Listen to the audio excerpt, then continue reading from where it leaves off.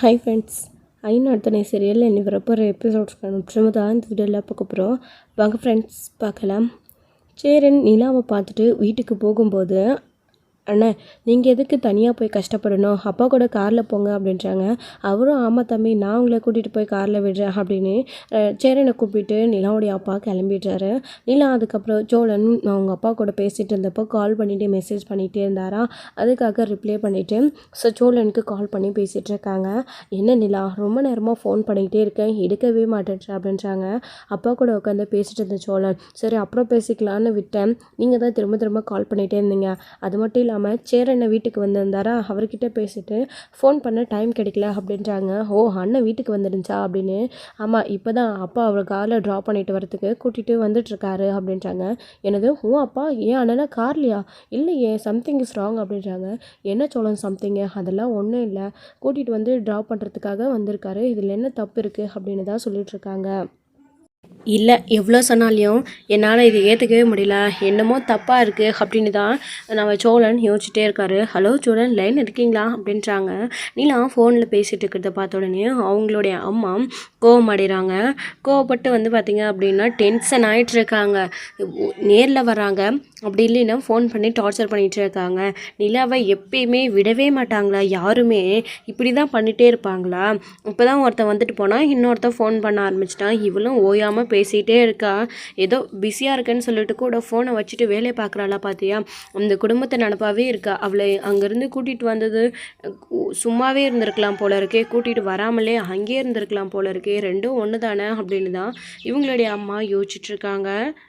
எல்லாம் சரிதான், அங்கே இருக்கிறவங்கள கண்டாலே எனக்கு சுத்தமாக ஆக மாட்டேங்குது. ஆனால் வீட்டுக்கு வந்தவனை திரும்பவும் கூட்டிகிட்டு போய் ட்ராப் பண்ணிட்டாரன்னு சொல்லி இவர் வேறு போயிருக்காரு. இந்த மனுஷனுக்கு என்ன கொஞ்சம் கூட விவஸ்தையே இல்லையா? வந்தவனுக்கு நடந்து போக தெரியாதா? இவனை அப்படியே பெரிய ராயல் ஃபேமிலியில் வந்தவன் நடந்து போகவே மாட்டானா? காரில் தான் இவனை கூட்டிகிட்டு போய் ட்ராப் பண்ணணுமா? காரில் கூட்டிகிட்டு போய் ட்ராப் பண்ணுறதுக்கெல்லாம் கொஞ்சம் கூட தகுதியே இல்லாதவன் இவன் ஒருத்தன் தான். ஆனால் கொஞ்சம் நல்லவனாக இருக்கான். அந்த வீட்டில் மற்றவங்க யாருமே கொஞ்சம் கூட சரியில்லை அப்படின்னு நிலவுடைய அம்மாவுக்கு ரொம்ப ரொம்ப கோபமாக இருக்குது. அப்போது நிலாவுடைய அப்பா சேரனை அங்கே விட்டுட்டு நடந்த விஷயத்த சேரன் கிட்ட கேட்டு தெரிஞ்சுக்கிட்டு வீட்டுக்கு நேராக வராங்க. வந்த உடனே அவங்களுடைய மனைவி நேராக அவங்கக்கிட்ட போய் என்னங்க விட்டுட்டு வந்துட்டிங்களா அப்படின்றாங்க. அதெல்லாம் விட்டுட்டு வந்துட்டேன் அப்படின்றாங்க. ஏங்க ஒரு மாதிரியாக இருக்கீங்க, என்னாச்சு? ஏங்க வந்தவனுக்கு நடந்து போக தெரியாதா? நீங்கள் தான் கூட்டிகிட்டு போய் அவனை ட்ராப் பண்ணணுமா? பெரிய இவன் அவன் அப்படின்றாங்க.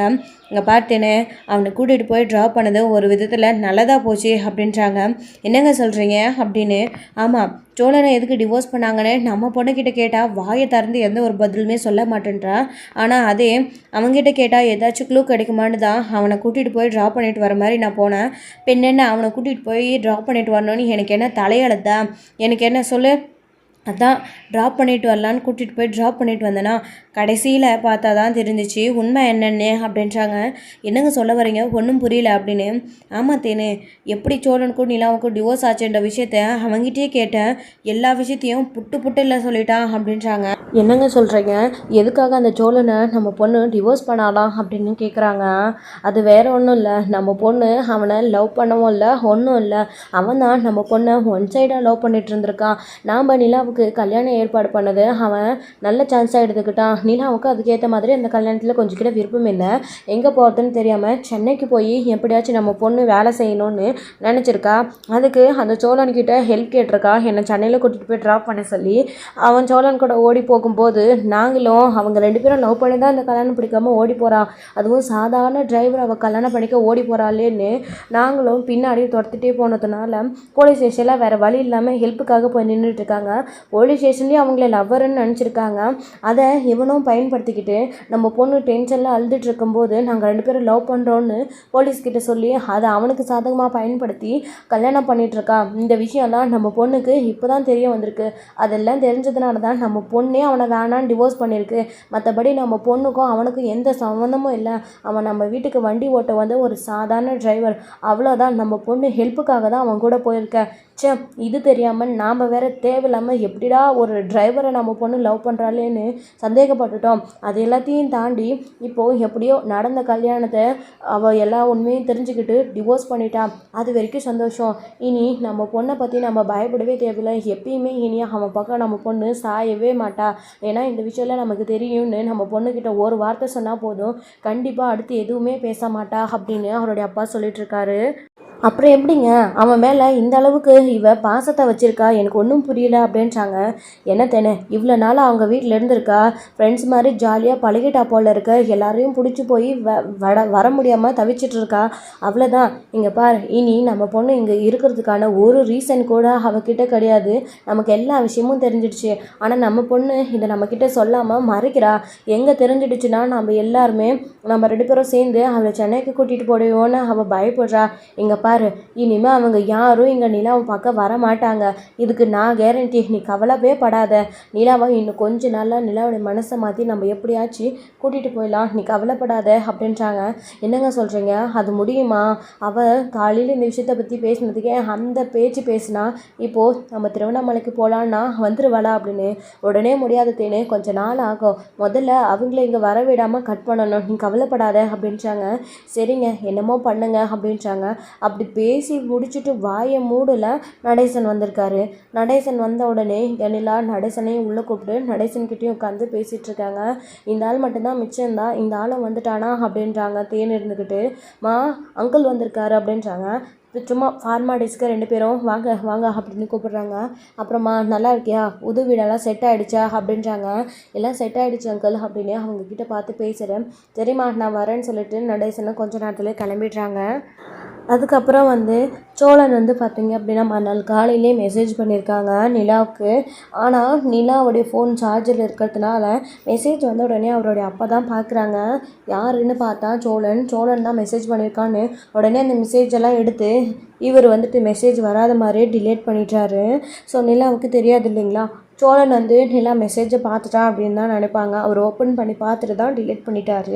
என்ன ரிப்ளைவே பண்ணலையே அப்படின்னு தான் சோழன் வெயிட் பண்ணிவிட்டு ரிட்டன் மெசேஜ் அனுப்பிட்டே இருக்கவும் ஒவ்வொரு தடவையும் இதே மாதிரி அவர் டிலேட் பண்ணிகிட்டே இருக்காங்க. அதுக்கப்புறம் இவன் பதில் சொல்லலைன்னா அமைதியாக இருக்க மாட்டான் போல இருக்கு. விடாமல் மெசேஜ் பண்ணிகிட்டே இருப்பான்.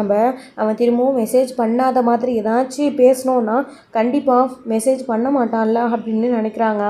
அப்போது என்ன பண்ணுறாருன்னா நிலாவுடைய ஃபோன்லேருந்து அவருடைய அப்பா, உங்களுக்கு ஒரு தடவை ரிப்ளை பண்ணலை அப்படின்னா பிஸியாக இருக்காங்கன்றது புரியாதா? எதுக்கு திரும்ப திரும்ப மெசேஜ் பண்ணிகிட்டே இருக்கீங்க? நானாக மெசேஜ் பண்ணுற வரைக்கும் எனக்கு மெசேஜ் பண்ணாதீங்க அப்படின்னு அவர் மெசேஜ் பண்ணிவிட்டு அமைதியாக ஃபோனை வச்சுட்டு சோழன் பார்த்த உடனே கொஞ்ச நேரத்தில் அதை டிலேட்டும் பண்ணிவிட்டு அமைதியாக போய் உட்காந்துக்கிறாரு. அப்போ தான் நிலா கொஞ்ச நேரத்துலேயே குளிச்சுட்டு ஃப்ரெஷ்ஷப் ஆகிட்டு வராரு. ஃபோனை எடுத்து கரெக்டாக பார்க்குறாங்க. ஃபோனில் எதுவுமே கிடையாது. அது அவங்க பாட்டுக்கு அதை கேஷுவலாக வச்சுட்டு அடுத்து அவங்க வேலையை பார்க்க ஆரம்பிச்சிட்டாங்க. அப்புறம் சோழன் நிலா அனுப்பிச்ச மெசேஜை பார்க்குறாங்க. நிலாவா இப்படியெல்லாம் மெசேஜ் அனுப்புனா என்னால் நம்பவே முடியல. எப்போ நம்மளை ரொம்ப மிஸ் பண்ணுறதா அவள் சொல்லிக்கிட்டே இருந்தான். கடைசியில் நம்ம மெசேஜ் பண்ணுறதே அவளுக்கு டிஸ்டர்பன்ஸ் ஆகிடுச்சா அப்படின்னு நினச்சிட்ருக்காங்க நம்ம சோழன் அடுத்து பார்த்திங்க அப்படின்னா அதே மாதிரி தான் நிலாவோடைய ஃபோனுக்கு திரும்பவும் ஃபோனே வருது. ஃபோன் பண்ணி பார்க்குறாங்க. ஸோ ஃபோனும் எடுக்கிறது கிடையாது. அதே மாதிரி நிறைய டைம் பண்ணிகிட்டே இருக்காங்க. நிலா உள்ள ரூமில் இருக்கிறதுனால ஸோ ஃபோன் வருதுன்னு யாரும் சொல்கிறதும் கிடையாது. ஃபோனை சைலன்ஸில் போட்டுறாங்க. ஃபோன் அடிச்சுட்டே இருக்குது. அதுக்கப்புறமா நிலாவுடைய ஃபோன் எடுத்து அவருடைய அப்பா மிஸ்ட் கால் வந்த நம்பர் எல்லாத்தையுமே டிலேட் பண்ணிடுறாங்க. ஆனால் நிலாவுக்கு காலையிலேருந்து மெசேஜ் பண்ணிகிட்டே இருக்கேன், மெசேஜ்க்கும் ரிப்ளை பண்ண மாட்டேன்றா. பிஸியாக இருக்கேன்னா புரியாதா? நானே பண்ணுற வரைக்கும் நீங்கள் மெசேஜ் பண்ணாதீங்கன்னு நிலா சொல்லிட்டா. பத்தாததுக்கு ஃபோனையும் எடுக்க மாட்டேன்றான்னு அப்படின்னு சோழன் புலம்பிகிட்ருக்காரு சேரன்கிட்ட. அதான் நிலா ரிட்டன் மெசேஜ் அனுப்பியிருக்குல்ல, பிஸியாக இருக்கேன், நான் அப்புறம் நானே மெசேஜ் பண்ணுற வரைக்கும் பண்ணாதுன்னு. வீட்டில் ஏதாச்சும் ஃபேமிலியாக சந்தோஷமாக இருப்பாங்களா, இல்லை எங்கேயாச்சும் போயிருப்பாங்க. நிலா திரும்பவும் ஃபோன் பண்ணுற வரைக்கும் கூப்பிட்ற வரைக்கும் நீ அமைதியாக இருடா சோலா. தேவையில்லாமல் நீ நிலாவை டிஸ்டர்ப் பண்ணிகிட்டே இருக்காத. அப்புறம் நிலாவுக்கு இது கோவத்தை உண்டு பண்ண போகுது அப்படின்றாங்க. ஆமாண்ணா சோலா, ஒருத்தருக்கு ஒரு விஷயம் பிடிக்கலன்னா அதை செய்யாமல் அமைதியை விட்டுடா. தன்னாலே எல்லாம் சரியாக போய்டும். பேசி அடுத்து நம்ம ஏதாச்சும் பேசிகிட்டே இருந்தோன்னா அது பிரச்சனையில் போய் தான் முடியும். விட்டுடுறா அப்படின்னு அவரோட அனுபவத்திலேருந்து அவர் சொல்கிறாரு. பாண்டி நிலா இப்படியெல்லாம் நிலா பண்ண மாட்டேன் இல்லைன்னு சோழன் யோசிச்சுட்டு அவரும் ஒரு செகண்டு அமைதியாக விட்டுடுறாரு. எல்லாரும் இவ்வளோ தூரம் சொல்கிறாங்க, நிலா தான் திரும்பவும் கூப்பிட்றேன்னு சொல்லியிருக்கால, கூப்பிட்ற வரைக்கும் வெயிட் பண்ணலாம் அப்படின்னு. இன்னொரு சைடு இங்கே பாண்டி ஒரு மாதிரியாக இருக்காங்க. டே, எனக்கு அட்வைஸ் பண்ணுறதெல்லாம் இருக்கட்டும், உனக்கு என்னடா பிரச்சனை அப்படின்றாங்க. அதுவா அது அப்படின்ட்டு இருக்காங்க. சொல்லுடா என்ன பிரச்சனை, வானதி கூட திரும்ப ஏதாச்சும் சண்டை போட்டியா அப்படின்னு. டே, அவளை என்னால் புரிஞ்சிக்கவே முடியலண்ணா, இவ்வளோ நாளாக பேசாமல் வேற ஒரு கல்யாணத்துக்கு ஏற்பாடு பண்ணி எவ்வளோ பிரச்சனை போச்சு உனக்கே தெரியல, அவ்வளோதாண்டா திரும்பவும் தேடி வந்தா. கடைசியில் நேற்று ஃப்ரெண்ட்ஸோட மீட்டிங்குன்னு கூப்பிட்டா இல்லையா, போட்டுட்டு போன சட்டை சரியில்லைன்றாடா. அது மட்டும் இல்லாமல் அங்கே இருக்கிற எல்லாரும் கிண்டல் பண்ணுறாங்க, அவ்வளோ பேசுகிறாங்க. அதுக்கெல்லாம் நான் அவங்க கூட பதில் பேசல, அவங்க கூட ஜாலியாக ஃபன்னாக இல்லைன்னு தேவையில்லாமல் கோவப்படுறாரா. இப்போ தான் நான் அவங்கள முதல் தடவை பார்த்துருக்குறேன். வானத்தோட ஃப்ரெண்ட்ஸு என்ன பேசுகிறது ஏது பேசுகிறது, அவங்களெலாம் படித்த பசங்க, என்ன ஏதுன்னு கூட தெரியல. அதுக்குள்ளே என்னென்னமோ நடந்து போச்சுடா. இந்த விஷயத்தெல்லாம் என்னால் தாங்கிக்கவே முடியல. அங்கேருந்து நான் கிளம்பி வந்துட்டேன், உடனே அவள் என்னை தேடுவோம் இல்லை, எங்கே போயிட்ட பாண்டின்னு மெசேஜும் பண்ணலை, ஃபோனும் பண்ணலை. அடுத்து காலையில் வந்து அதுக்காக கடையில் சண்டை போட்டுட்டு போகிறாடா. இந்த விஷயத்த நடந்த உடனே நேற்றே நான் அவங்கக்கிட்ட போய் நின்றுனா அவங்களுமே வானதி பண்ணது தான் தப்புன்னு சொன்னாங்க. ஆனால் அதுக்கும் ஒரு சண்டை போடுறாரா. இதெல்லாம் சொல்லி கொடுத்துட்டாங்களா, உனக்கு இந்த சொந்த அறிவு இல்லை, அவங்க தான் எல்லாத்தையும் சொன்னாங்கன்னு. அவங்க நம்ம வீட்டில் இல்லாமல் தனியாக போயிருக்கிறது அவளுக்கு நல்லாவே தெரியும். தெரிஞ்சிருந்தும் தேவையில்லாமல் பேசுகிறாடா. அவளை என்னால் புரிஞ்சிக்கவே முடியல. இங்கே பாருடா, அதனால தான் சொல்லிட்டேன், ஒரு பிரச்சனையே கொஞ்சம் மொல்ல ஆறு போட இல்லை, அதே சரியாக போயிடும். இங்கே பாரு, நீ அப்படியே மெசேஜ் பண்ணிவிட்டு ஃபோன் பண்ணிகிட்டே இருந்தேன்னா அவங்க பிஸியாக இருக்காங்க. ஃப்ரீயாக இருக்கிறம்போது அவங்களால கண்டிப்பாக அவங்ககிட்ட பேசாமல் இருக்க முடியாது. அவங்களே நீ ஃபோன் பண்ணலை மெசேஜ் பண்ணலைன்னு தன்னால் உனக்கு கூப்பிடுவாங்க, நீ கவலையே படாதரா அப்படின்னு தான் நம்ம பாண்டி சோழனுக்கு அட்வைஸ் பண்ணிகிட்ருக்காரு. சரிடா பாண்டி, நீ சொல்கிறதுனால நானும் கொஞ்ச நாளைக்கு அமைதியாக இருக்கிறேன். நிலா எப்படியும் கூப்பிடுவான்ற நம்பிக்கை எனக்கு இருக்குது. நிலாவாலெல்லாம் நம்மளை விட்டு பிரிஞ்சிருக்க முடியாது. எனக்கு கூப்பிடலைன்னா கூட உங்கள் யாருக்காச்சும் ஒருத்தருக்கு கண்டிப்பாக நிலா கூப்பிடுவா. அப்படியே உங்களுக்கு நிலா கால் பண்ணான்னா என்கிட்ட சொல்லுங்கள் என்ன அப்படின்னு நம்ம சோழன் எல்லார்கிட்டேயும் சொல்கிறாங்க. சரிடா சோழா, நீ போயிட்டு கொஞ்சம் வேலையை பாரு, ஃப்ரீயாக விடுடா, எல்லாம் சரியாக போய்டும்னு சேரின் பாண்டி எல்லாருமே சொல்கிறாங்க. பல்லவன் கூட அங்கே தான் இருக்காங்க. அதுக்கப்புறம் நம்ம நிலா வெளியில் வராங்க. வெளியில் வந்து ஃபோனே பார்த்துட்ருக்காங்க. அப்போ தான் அவங்க அம்மா அங்கே சாப்பிட்டுட்டு இருக்கும்போது, நிலா என்ன பண்ணிகிட்ருக்க, நீ ஃபோனையே பார்த்துட்ருக்க அப்படின்றாங்க. ஒழுங்காக சாப்பிடு அப்படின்றாங்க. மா, நானும் காலையிலேருந்து போகிறேன், சோழன் மெசேஜே பண்ணவே இல்லை, ஒரு ஃபோன் கூட பண்ணலை. ஏன் சோழன் மட்டும் கிடையாது, வீட்டில் இருக்கிற யாருமே ஃபோன் பண்ணலை, மெசேஜ் பண்ணலை. எப்பயுமே காலையில் எந்திரிச்ச உடனே சோழன் எனக்கு மெசேஜ் பண்ணிவிடுவார், ஃபோன் பண்ணுவார், பாண்டி கூட மெசேஜ் பண்ணுவார். ஆனால் யாருமே பண்ணலை, அதாம்மா பார்த்துட்ருக்கேன், நானாச்சும் மெசேஜ் பண்ணலாமான்னு பார்க்குறேன் அப்படின்றாங்க. நிலா, முதல்ல எங்கள் ஃபோனை கொடு, நான் சொல்கிறத கேளு. அவங்களே நீ வேண்டான்னு தான் ஃபோன் பண்ணலை, மெசேஜ் பண்ணலை. நீ அங்கேருந்து வந்த 2 நாளில் தான் உன் மேலே அப்படியே பாசம் அதிகமாக இருக்கிற மாதிரி நினச்சாங்க. அப்புறம் நீ போயிட்ட, அவங்களுக்கு செலவு மிச்சமாச்சின்னு அமைதியாக விட்டுட்டாங்க போல இருக்குது. அவங்களுக்கே உன் மேலே அக்கறை இல்லாதப்போ நீ ஏன் நிலா அவங்க மேலே அக்கறைப்பட்டு மெசேஜ் பண்ணோம்? அதெல்லாம் ஒன்றும் தேவையில்லை. அவங்க தேவைன்னா உன்னை வந்து நேரில் பார்க்கட்டும், இல்லைன்னா ஃபோன் பண்ணட்டும். அதான் அவங்க எதுவும் பண்ணலைல்ல, விட்டுட்டு உன் பாட்டுக்கு நீ வேலையை பாரு அப்படின்னு அவங்களோட அம்மா சொல்லிட்டாங்க. நான் என்ன சொல்ல வரேன்னா அப்படின்னு. விடுமா நிலா, அதான் அம்மா இவ்வளோ தூரம் சொல்கிறாருல்ல, 2 நாள் வரைக்கும் தான் எல்லாருக்குமே உன் மேலே அக்கறை இருந்துச்சு, மாற்றி மாற்றி வந்தாங்க. அடுத்து திரும்பவும் பார்த்தியா, யாருமே உனக்கு ஃபோனும் பண்ணல, மெசேஜும் பண்ணல, நீ மட்டும் ஏன் நிலா அவங்கள தேடி போனோம்? விடுமா நிலா அப்படின்னு அவருடைய அப்பா சொல்லவும், நிலாவும் இப்போது இவ்வளோ தூரம் சொல்லும்போது அவங்களாலையும் எதுவும் பண்ண முடியல. அவங்க அம்மா ஃபோன் வாங்கி வச்சுக்கிட்டாங்க. அதுக்கப்புறம் வந்து பார்த்திங்க அப்படின்னா நிலாவும் சாப்பிட்டுட்டு இன்றைக்கி ஃபுல்லாக ஃபோன் பண்ணல, மெசேஜ் பண்ணலன்னு ரொம்ப சேடாக தான் இருக்காங்க. அதே மாதிரி இன்னொரு சைடு அவங்களும் அதே தான். சேரனும் சைட்டுக்கு போயிட்டு வந்து கூட சோழன்கிட்ட நிலா ஃபோன் பண்ணிச்சாடா, பேசிச்சா அப்படின்னு தான் கேட்குறாரு. இல்லைண்ணா, அவள் காலையிலேருந்து ஃபோனும் பண்ணலை, மெசேஜும் பண்ணலை, நீங்கள் தானே சொன்னீங்க கொஞ்ச நேரம் விட்டுப்பொடி, கண்டிப்பாக நிலா ஃபோன் பண்ணுவான்னு, ஆனால் அப்படி எதுவும் பண்ணலைண்ணே அப்படின்னு தான் நம்ம சோழனும் ஃபீல் பண்ணிகிட்ருக்காரு. தெரியலடா, நிலா ஏதாச்சும் வேலையாக இருக்கும், இல்லை திவ்யா கூட ஏதோ ஆஃபீஸ்க்கு இது போயிருக்கோ என்னவோ அப்படின்றாங்க. அவள் அம்மா அப்பா கூட இருக்கிறப்போ எப்படின்னா அவள் தனியாக இருந்து ஆஃபீஸ்க்கு போவா அப்படின்ட்டாங்க. டே, வேலைக்கு போகணும்னு சொல்லிட்டு தானே திருவண்ணாமலைக்கு வர முடியாதுன்னு சொல்லிட்டு நிலா இங்கே இருக்கேன்னு சொல்லிச்சு. அவங்க அப்பா அம்மா தான் வேலைக்கு கூட போ, ஆனால் நீ இங்கே இருக்காதான்னு தனியாக கூட்டிகிட்டு போனாங்க. அப்படி இருக்கிறப்போ நிலா வேலைக்கு தானே போயிருக்கிறோம் அப்படின்னு நம்ம செய்கிறேன்னு சொல்லிட்டுருக்காரு. சரி, நான் இப்போவே ஃபோன் பண்ணி திவ்யாவுக்கு கேட்குறேன்னு உடனே அவங்களோட நிலாவோட ஃப்ரெண்டுக்கு கால் பண்ணி நிலா அங்கே வந்தாலா, ஆஃபீஸ்க்கு வேலைக்கு வந்திருக்காளான்னு கேட்குறாங்க. இல்லையே, நிலா ஒரு வாரம் லீவ் வேணும்னு கேட்டிருந்தா, இன்னமும் ஆஃபீஸ்க்கு வரலையே சோழன், ஒரு வாரம் கழித்து வரதா தான் நிலா சொல்லியிருந்தா, ஏதாச்சும் ப்ராப்ளமா அப்படின்னு. ப்ராப்ளம்லாம் ஒன்றும் ஒன்றும் இல்லை, நிலா அவங்க அப்பா அம்மா கூட இருக்கா சென்னையில். ஸோ அதனால தான் ஃபோன் பண்ணால் எடுக்கலை, ஒருவேளை ஆஃபீஸ் வந்திருக்காள் என்னமோன்னு கால் பண்ணேன். சரி சரி அப்படின்றாங்க. சரி சோழன் அப்படின்னு காலையும் கட் பண்ணிடுறாங்க. நிலா அவங்க அம்மா அப்பா கூட சென்னையில் இருக்காளா, அப்போது சோழன் வீட்டில் இல்லையா, அதுக்கு தான் சோழன் கால் பண்ணி கேட்குறாரு அப்படின்னு அவங்களும் இதை புரிஞ்சுக்கிட்டு ஸோ அமைதியாக விட்டுடுறாங்க. ஸோ இன்னொரு சைடு வந்து பார்த்திங்க அப்படின்னா இங்கே வானதி திரும்பவும் வீட்டுக்கு போய் பயங்கர கோவத்தில் இருக்காங்க. பாண்டி இப்படி செய்வாருன்னு கொஞ்சம் கூட எதிர்பார்க்கல அப்படின்னு. ஸோ வானதி பண்ணது ரொம்ப பெரிய விஷயம். எல்லாருமே வானதியை மாதிரி அவங்களோட ஃப்ரெண்ட்ஸ் மாதிரி இருக்க மாட்டாங்க.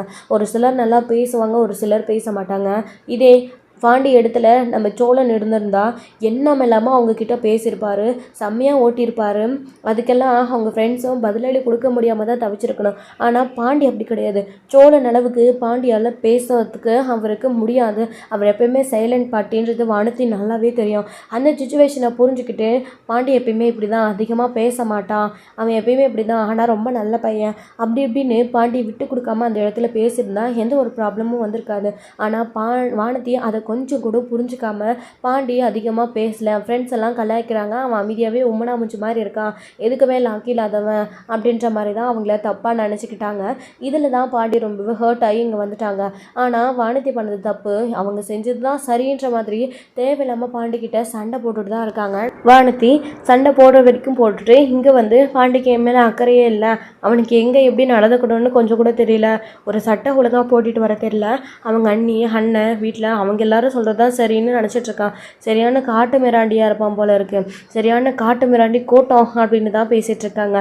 அந்த காட்டு மிராண்டி கூட்டத்தில் தான் நான் போய் பாண்டி கூட வாழ்ந்தே அவன் கூட தான் இருப்பேன்னு பிடிவாதமாக பாண்டி வெறுக்கிறப்ப கூட சுற்றி சுற்றி வந்தது வானதி தான், பாண்டி கிடையாது.